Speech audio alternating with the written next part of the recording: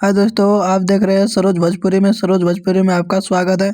आज बात करने वाले हैं खेसारी लाल यादव के बारे में। खेसारी लाल का लइकन के दिल का सॉन्ग का टीजर आ चुका है। आप लोग नहीं देखे, जाके देखिए। आरडी टून पर आ चुका है खेसारी लाल का सॉन्ग का टीजर। आप लोग नहीं देखे तो जाके देखिए।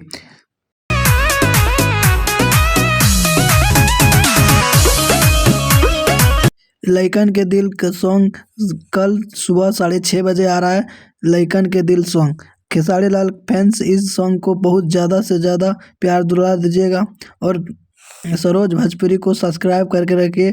खेसारी लाल के बारे में कोई नए अपडेट आए तो आपके पास सबसे पहले पहुँचे। कोई हमसे बात करना चाहते हैं तो हम इंस्टाग्राम का आईडी जे लगा देते हैं, जाके उस फॉलो कर लीजिएगा और हम मैसेज कीजिएगा।